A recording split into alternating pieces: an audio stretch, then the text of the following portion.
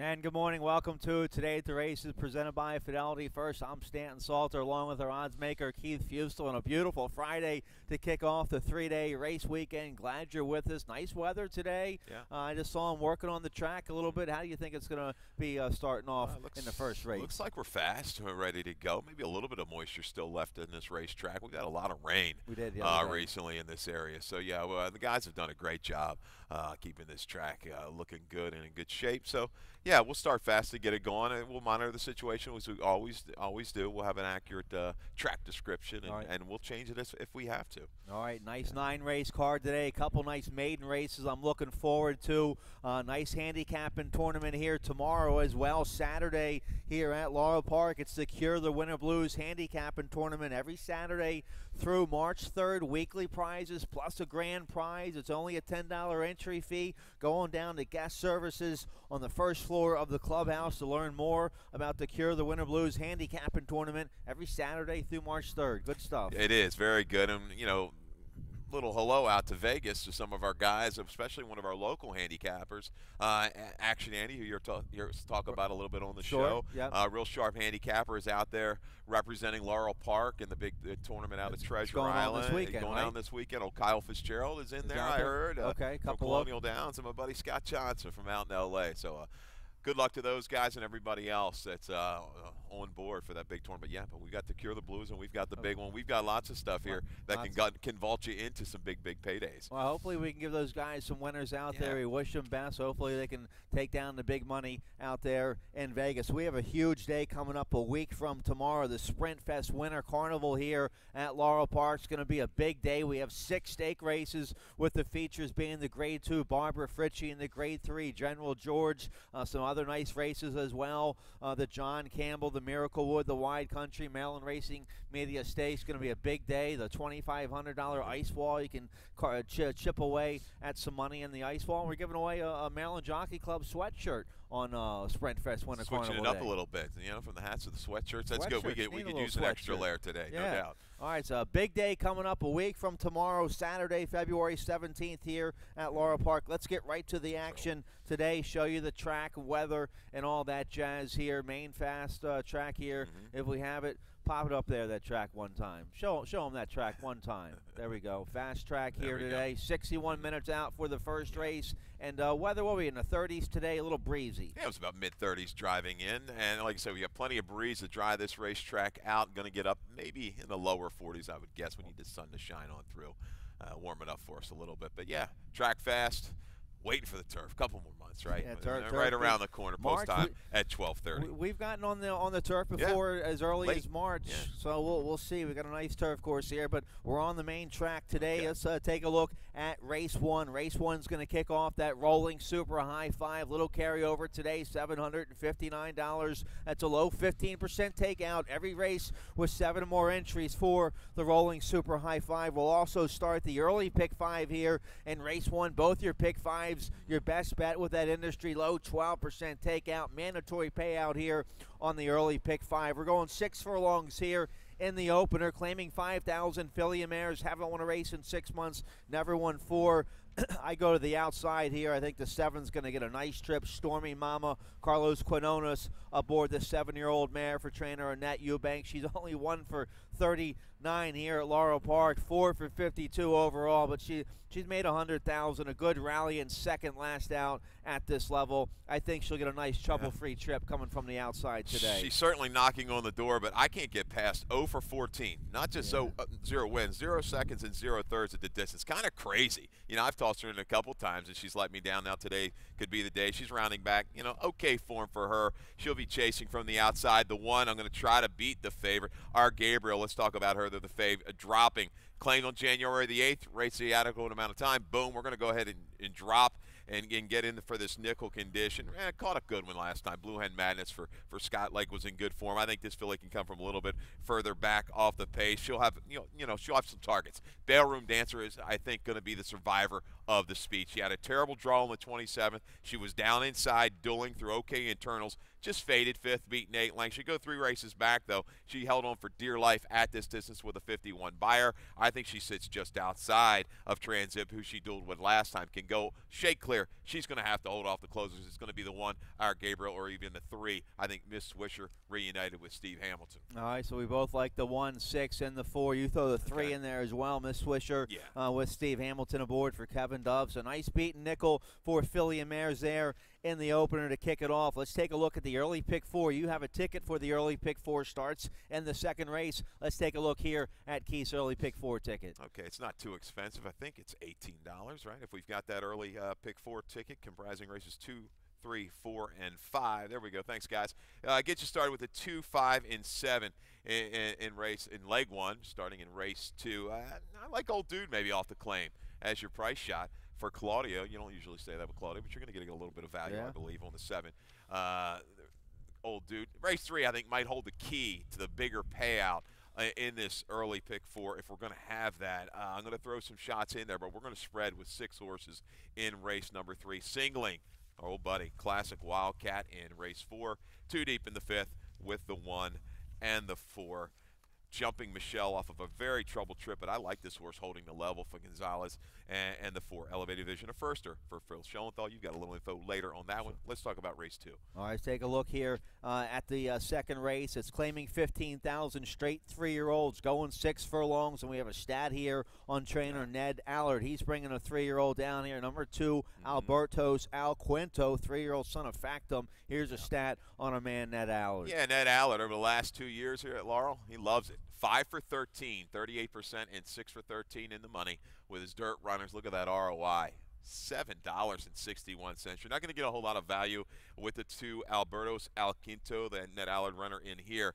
But I tell you, this horse does get a major assist with a scratch of the 4 Double Knot Spy, who looked like the speed presence that was going to maybe challenge and maybe pin the 2 Alberto's Al Quinto inside.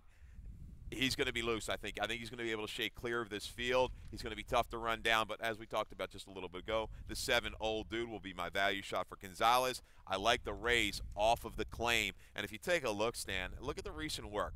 Not get you real excited, but a 1/2 and 49 breezing. Compared to his other works in the Yellow Barn, much, much faster. Maybe he's a little sharper. He's a second-time gelding. I think he can kind of chase and close in this race. You go back deeper on the page in October, a good race behind VIP Code and Big Bella Brown, who just ran like a high 60 buyer in an allowance the other day. I like this horse off the claim. Look at the trainers in this race. All these trainers in race 2, they're about maybe 1 or 2 good horses away from being in the Hall of Fame, right? Dale Capuano, he's won over 3,000 races. Jamie Ness, how many has he won by now? He's a slew. He's a couple Grade 1 winners away from being in there. Jeff Runcrow, he just won his 4,000s here over the wintertime. Ned Allard, he's definitely one horse. Maybe not even. Maybe he's good enough to be in the Hall of Fame already with Mom's Command and all the good runners he's had. So, yeah, he's always dangerous shipping down here. Claudio, I didn't mean to leave out Claudio, our leading local star, an up-and-coming trainer in the game. He has the 7 Old Dude you have on top.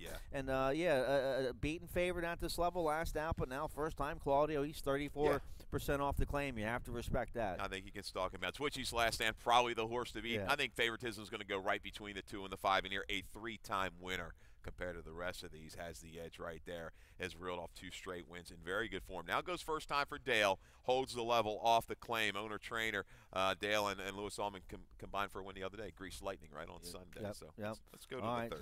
So nice open 3-year-old there, claiming 15,000 in the second race. Let's take a look at the 3rd. We're going a mile and a 16th here for the 3rd, claiming 5,000, 4 and up. Haven't won a race in 6 months, never won 4. We have a video spotlight on my price play of the day. The 3 Horseshoe Harbor. Here's Horseshoe Harbor's last race, January 27th here at Laurel Park. A nice win going 9 furlongs. You're going to pick this one up. Leaving the 3/8, heading away midway on the final turn, and Horseshoe Harbor just kind of got a decent little setup. Still burning, wasn't really getting pressed, was clear, and this horse just sustains. I thought a couple other runners were going to get the jump and maybe make a run, but this horse, had it all working in his way on the 27th. Rode the wave of the racetrack. 27th, good outside day. You wanted to be 4 and 5 wide when you were making those runs. This horse wins with a little bit left in the tank. Kind of played cat and mouse game with can't make this up through the final furlong. Good form, Dorothy Wharton, Wasabi. We've talked about them several times now on this show. They're becoming a threat on the Maryland scene, no doubt about it. Yep, and Horseshoe Harbor, that was going 9 furlongs. You know he'll be dead fit going a mile and the 16th a day. He's won at this distance twice. The Bug Boy, Luis Rodriguez, stays aboard for Dorothy Wharton. We'll get a nice 4-to-1 price here on this horse because there are a lot of people going to bet the favorite on the outside. Percy taking a drop in class, or Mike Gorham, but his last couple races been nothing special, but they've been against better company. Now the drop today could work, but he is 0 for 7 here at Laurel Park. Yeah, clearly the last time this horse ran for a condition did win. I think won 2 races back in the summertime. He has the kind of speed that I think at 2 turns might be a little bit better than that 1-turn mile. I think he can shake clear and dictate. I didn't use him in the top 4. I used him in the early pick form. I'm going to try for a little bit better price. This is a race that was brought back, Stan. The day, unfortunately, we had to cancel. This race came back, pretty much stayed intact. Percy will be out on the lead with Acosta. I think Photogenic will make a run into it. Wouldn't surprise me if he fires for Damon off of that little bit of a freshman. Horseshoe Harbor in good form. And Tequila Hero. I like Tequila Hero even a little bit better maybe than Squashville Road. Coming out of that open 75 back to the condition behind Top Prospect, who was the next out winner, and a little bit of problems at the 3/8. Midway on the turn in that mile race, had to steady, just never regained momentum, but he looked poised before he steadied. So I think maybe the drop down in here to this condition might wake his head up. But a pretty potent entry, I would say, for Jerry Robert. Percy, clearly the one to beat and the one to catch. Did we talk about your top pick in here, the 6, Smart Russian? Well, no. Let's go to it. Yeah, let's talk about it. I'm almost embarrassed that I picked him, but, I'm going to go ahead and take a flyer. We use this horse, and I'm sticking with my story. I took him the day we canceled. Right. Smart Russian. I'm just saying he doesn't like parks. I'm going to take the shot, the 3-back try. You see Suffolk, you think, no. A horse came out of that race mid-ocean who came back to win here. Right. He's kept good form. I think Smart Russian is a trier. I think he can grind. He might get some speed up front to set it up, and even who stole my stock, who has faced a little bit better. That's right. This is the race I took some going with a nice price. Get a nice price there. You got a live rider, Joe Moore Torres, aboard the 6 Smart Russian. So a nice beat nickel going 2 turns there in race 3. Let's get a quick commercial break. When we come back, today's 20-cent Rainbow Pick 6 starts in race 4. A couple nice maiden races later on in the card today. We'll take a look at all that right after this.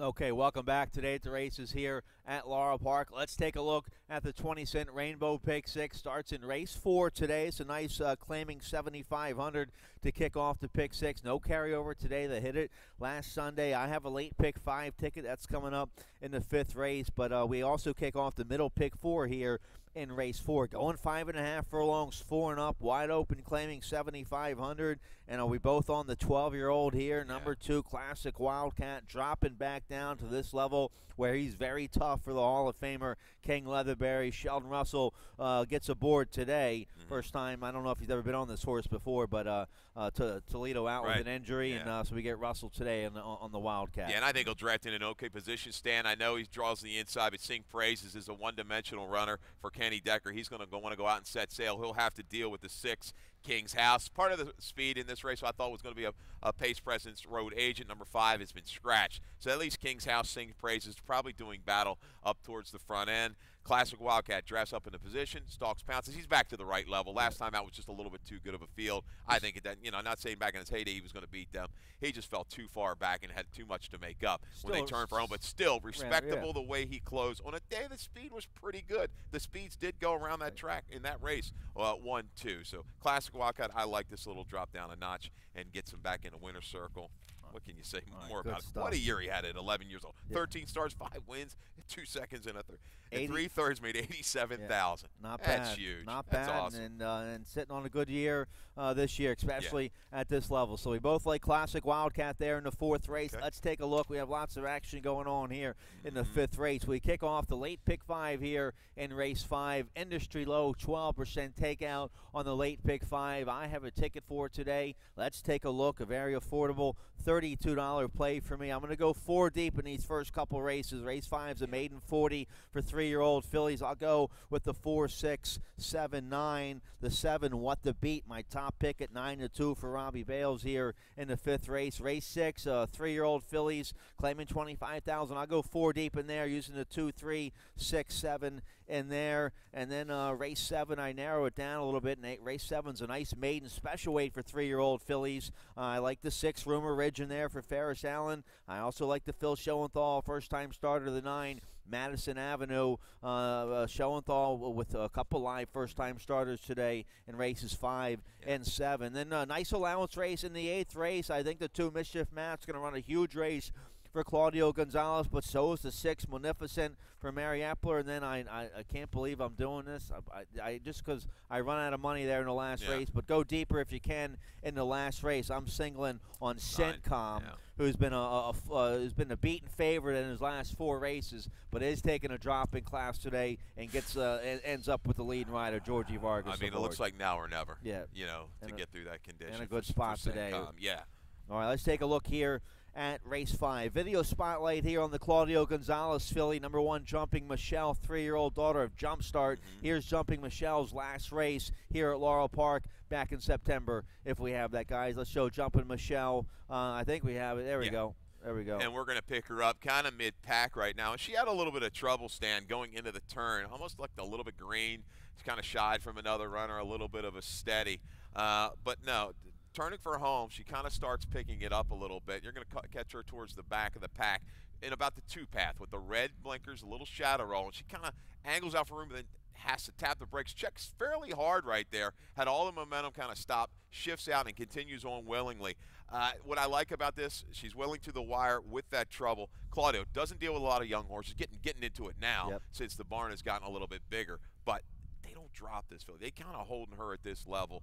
I think that's a positive sign. She's kept the right kind of company. If she's figured it out, maybe matured a little bit of a break, she's gotten things tied on, maybe her head's on a little bit straighter, she can make a run into this field and make a definite impact. And you're going to get an okay price for a Claudio runner. All right, she's well bred. I don't use her, but she is well bred coming off the layoff for our leading trainer. I know we have a sound bite. We're not going to talk about the 4 real quick. We're going to talk about the 7 first. What the Beep. If we have the picks here, I'm 7, 4, 9, 6 in race 5. Who do you like? You like the 4? Well, okay. Yeah, I'm going to go 4, 1, 6, 11, Stan. All right. Well, I'm sorry. We can start with the 4. Then let's start with Keith's top pick here. Elevated Vision, 3-year-old filly by Great Notion. She's out of a Polish numbers mare, sparkling numbers. The mare was all right. She won 4 times. Was a multiple stakes winner, sprinting on the turf. And this filly, and then the mare's been a solid producer. This filly's a half to Illuminant, who's made over $500,000 on the turf, sprinting and going long. Also, she's a half to Gisem Jim, who's made a bunch of money around here. So you have her on top. And your thoughts on her real quick. That's enough for me, Stan. Great Notions, right about 20% with the firsters on the dirt. And looking at the family, good. I expect some speed out of this horse, and maybe, like I say, even turf down the road, because Sparkling Number was a killer on the grass. All right, here's what trainer Phil Schoenthal has to say about his Great Notion filly. They paid $68,000 for it. Doing wonderful. We paid a lot of money for 2 years ago at the yearling sale, $68,000 for a Great Notions. You know, a lot of money. She's a half to a Grade 1 winner. We took our time with her, kind of a big rangy scopy filly. She's come in and just breezes bullets, bent in half every time, and looks like she can really run. So, you know, knock on wood, you know, she's the kind of horse that you lead over there and you're expecting to go to the winner's circle. So we'll see what happens. All right, looks like you got a live first-timer on top there, and you'll get a decent price on her as well, probably. I don't know. We'll see. I mean, breezing bullets bent in half. I like that. That. So, yeah, I think the word may be out. And like I say, it's good to see a trainer. He's excited. I'm glad that you're doing these, these interviews and getting a feel of what these guys are really sensing and what they expect from the runners. Kind of put them on the spot a little bit. Yeah. I like that. Well, and they're proud to talk about them, especially the ones they like. I used the 4 Elevated Vision in my exacta. I think she'll run a big race, but I think the experience is going to pay off for the Robbie Bales filly, also by Great Notion. Number 7, What the Beep, a homebred for Eagle Point Farm down there in Virginia. We know Karen Dennehy and her mom Donna well, and this filly's done nothing wrong. A very useful debut where she made a big wide middle move around the far turn, a respectable 4th that day behind Sherry and the Hawk, who was 2nd, would come right back to win. And then this filly, I think, with a nice improvement in her second start at the maiden 40 level, she rallied from off the pace. A good second to Traffic Plan, who was a first out winner that day for somebody. I forget who the trainer was, but I think Traffic Plan was well touted that day and a sharp winner. So I think 7 What the Beep's going to continue to make progress today and get a nice trip rallying from the outside here. Steve Hamilton stays aboard as well, and a nice bullet half-mile work here at Laurel Park January 31st. Yeah, the key with her is a well-timed run. You look at the comment last time. Inside move angle denied. First time out, ranged up, loom flat. At 6, it's going to have to be perfect timing for her. Not saying she can't do it. She's certainly very capable. Bellantonic, I'll throw in the mix. Ferris Allen, I'm going to toss the last out of that Traffic Plan race. Was inside, kind of veered into the break, never was able to recover, but ran behind proportionality in the debut. 4-1-6-11. Let's go to nice maiden 40 there in race 5. Let's take a look at race 6. Going to kick off the late pick 4. We're going 6 furlongs here in race 6. Video spotlight here of the 3, Queen of Schmooze. Here's her debut win here at Laurel Park for our main man, Hammy Smith. Main man Hammy and his brother Goree from the beautiful money. town of Ellery, South Carolina. Look at this firster. Kind of walks out of the gate and doesn't bother her one iota. She's going to go ahead and recover. Gets a little bit of a battle up front, but the way she kind of drags the rider, Torres, up to contention. Actually had to steady a little bit, kind of waits behind horses around the turn, then goes ahead and finds a seam when angling to the rail. Roll clear. I mean, that's the one thing you got to give these guys credit for. We talk about it. And if you're new to the show, Goree, Franklin G. Smith, Hammy Smith, brothers that have come a long way, done so much work for and Goree, not for just Hammy, but other big outfits. And they just know the game. They gauge the breeding of these horses right. They pick their spots right, and it paid off here. Look at this. Absolutely galloping, winning off by 3.5. I don't think this is much of a raise. I think looking at the way she overcame trouble, she got away with an easy one. They stole one maybe there. Right. I think they can jump up for 22.5 here and get it done from off the pace. She's a homebred, South Carolina homebred for Hammy's brother, and she was well prepared down there at the Ellery Training Center. The Ellery trial is coming up right in March, around the corner. You getting ready? March 24th. Yeah. March 24th. All right. I end up with the 7 here on top. I think guilty with an excuse. Going to get a nice trip on the outside for Anthony Ferrier. The barn off to a good start this year. Joe Moore Torres will ride, dropping from the allowance ranks. Last time at this level, she won. She has early speed, and I think no excuse from the outside. She'll get a nice trip today. She got in a battle with Dad City Girl a couple races back, got the better of her, but reaching in, we've talked about it. You claim off of Pecoraro. That's not an easy thing to do, and you see this horse now back to the level. Shorter field will be up front a long way. I'm going to try to get a little bit better price here with Queen of Schmooze, Dad City Girl to hang around to be this pace survivor and maybe even prank call. I like the way she rated last time out. All right, nice 3-year-old filly contest there in race 6. So race 7, one of the features of the day, a nice maiden special weight for straight 3-year-old fillies going 6 furlongs. I'm hearing a bunch of nice things about a bunch of nice fillies in here, but I'm going to pick a filly with a little experience, the 6, Rumor Ridge. She came out and fired a big effort, breaking from the 1 hole in a 6-horse field. Dictate Cool was a well-touted first-out winner for Sagamore and Horacio de Paz that day, and you liked Rumor Ridge in her debut, and she ran huge at 9-1. I did, checking out the breeding and what they paid. I thought she was going to be ready to roll. Ferris doesn't get played a whole lot, and there was value there, 9-1 in that shorter field, and Dictate Cool, the Sagamore first, was just a little too good, but she held on well. The one thing that worries me a little bit, I'm pretty sure this is another one of these races that was, unfortunately, the cancel, but I thought this horse was scratched out of the field that day. Wasn't she an early scratch? Yeah, breaking from the 1 hole. He didn't want to ruin this nice filly. I would have scratched her too. Big field. She was breaking from the fence in like a 20-horse field. Yeah, but now he catches a much better post today. Yep, and now with that experience, unless one of these firsters really fire off, it's going to be her race to lose on the front end. So, yeah, I'm going to go with the first of those, Phil Schoenthal. Do you have another spot on this one, too, as well, Stan? Yeah, here's Madison Avenue. Let's go. Yeah, here's a Quality Road filly for Schoenthal and Dark Hollow Farm. Fergal Lynch will ride. Here's what Schoenthal had to say last week about Madison Avenue. Madison Avenue is really strong. She came in about a month ago from Carrie Fromer down in Aiken, South Carolina. And Carrie said, just get her a gate card and put her in, and she's ready to roll, and she was right. I mean, this filly is fit. She's breezed 3 times, has been very impressive in the mornings. Hasn't missed a note. Big, strong, good-looking filly. We think she wants to go longer eventually. We think she's good enough to win going 3/4 against maidens, and we're hopeful she's going to run really, really well. Well, some encouraging words there by Phil Schoenthal. He does a very good job with his young horses, and yet again another South Carolina connection here with Madison Avenue. Yeah, over in Aiken, South Carolina. Carrie Fromer does a lot. You see her sales, handles a lot of good young horses, and like I say, she struck, I think, with a firster with Tim Keefe several months ago. So you got to respect what she's going to send up here. If she says this horse is ready to go, I'm sure it's ready to go. And then you got a Linda Rice curling filly in here, the 4 Sugar Curl out of a Henny Hughes mare.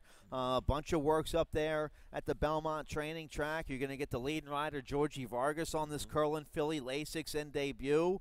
Who's the Ferris filly? Probably going to be the favorite in here. But the Linda Rice filly, they're going to bet this curling filly, right? Yeah, they're going to go ahead and come with that. They had the dam at 3 for 14, made 150,000 stakes placed. I need these horses. I mean, we've got a shot to see a good one.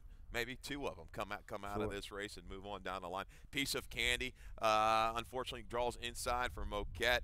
He's trying to get kind of on track with his runners in Maryland. Half the magical feeling was by Empire Maker. 12 for 22, made over $500,000. Piece of Candy certainly well bred for Moquette and Peter Blum Thoroughbreds. All right, so nice maiden special weight 3-year-old fillies there in race 7 to kick off the late pick 3. Let's take a look here at our allowance feature of the day. First level allowance contest for filly and mares, 4 and up, going 6 furlongs, and I made the 6 Magnificent my best bet of the day, even though I know the 2 Mischief Mass going to run huge today. But here's a video spotlight of this Mary Epler runner by Munnings. Here's a Magnificent late December here at Laurel. Munnings in Spitestown. That's all you want. Get a little bit of moisture in the track, and that's what she had on the 23rd of December. Dueled through okay internals. When you compare the other races that day that went to this, there were good horses that afternoon. Opening quarter 22 and 447. So see you later. Really didn't want to be down inside, but the jock does a nice job getting up the 3 path. Wins widening. What a claim. Claim first time out of the box. Just didn't run at all in debut, but hey, connections were savvy. Got the money back and ready to go on to bigger and better things. Magnificent certainly will be on the engine for Mary Epler and Flying Pheasant. So she's stepping up here today. I think she's going to get a nice trip. I use her on top, but I know your top pick, the Mischief Mass, the Barnes high on this filly. She's been running right there her last 3 races since she switched into the Claudio Gonzalez barn. She's been knocking on the door at this condition. A real good second behind Angel Anna's Bandit last out, who would come back to win a 2 other than for Jerry Robb. So I just think the 6 is going to get a better trip than the 2. That's why I ended up with Magnificent on top. Yeah, Magnificent. It only worries me. A little bit of a break there after that win and then to the next work. But, now working forwardly, a Bullet, 104 and 2. Pimlico is a deeper track. They don't run, they don't work super fast over there. And Mary doesn't work her horses usually super fast. She gets them in shape. But Magnificent, I think is going to be one of the horses to be carried. I had a tough time even lining this race. One of those 2 I think will be favorite. No Picnic will come from the back of the pack. Little Habit of Mine is also a pace presence at a price for Hammy. But Stan, Mischief Mosh, right, she draws inside. You're thinking, look at her last couple running lines. Maybe she's got a little bit of a hanger. She faced okay horses. Anna's Bandit came back to win the 2 other than. And 3 back Angel at War. And we know how good she is for Michael Gorham. She hit her when she was razor sharp. But Mischief Mosh, I think, is just going to fall into a perfect trip. The barn's very high on her. Okay. I had a hard time not picking her on top. So nice allowance race there for filly and mares to kick off the late double here in race 8. Let's take a look at the 9th race, going 7 furlongs, 5,000, 4 and up. Never won 2 lifetime. We both did it. And all this. Come on, Centcom. Don't do it to us today. I've been picking against them every time. Right. So today I kept looking and looking and looking, Stan. He's been running good. This will be his 2nd race back after having almost a couple months freshening for trainer Jason Egan. Look, he's been right there since the claim. but nonetheless a beaten favorite against 10,000 Two Life. His last 4 starts, he's 5 for 5 in the money here at Laurel Park. Now takes the needed drop here to the nickel Two Life today. Should get a dream trip from the 9-hole with our leading rider Georgie Vargas aboard. He certainly should. I don't know. Oh, captain, my captain for Rudy Ride with a drop, a plummet from New York. We've seen him do a lot of damage with these kind of runners in the past. But Sencom just looks like he's got to maintain some form, what he's been doing. I was a little surprised to see him up battling for the lead last time out. He usually takes a little bit further back, but Vargas put him into the race early, and he held on pretty well, all things considered. So I think Sencom will go ahead and stalk. Brute Force is going to have to send from the inside. Gotham Boy would be my price user underneath. I think he's a little bit better than what those last 2 show. And the last race on the 14th has turned out to be a fairly key race. This is earned it for Howard Wolfendale. We both like a little bit here. You get the 7-pound. But I just got distracted there. Fan of the day just walked by. Oh, yeah.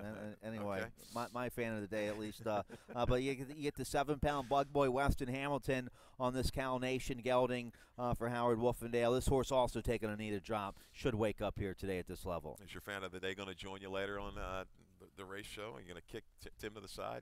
No, Tim's here today. Okay. He goes on All right. vacation tomorrow, though. We have All Kemper right. Goodwin this weekend All right. and next weekend for our big President's Day weekend next week. Another 4-day race weekend as we'll be running on Monday, President's Day. That's but right. all the big stakes will be a week from this Saturday, next Saturday, for the Sprint Fest Winter Carnival. Good stuff. So looking forward to today's card. A couple nice maiden races with a bunch of talent in there. Tim Tulloch will be on with me this afternoon. Dave Robin, he's coming up next with today's scratches and changes. Good luck. Good luck.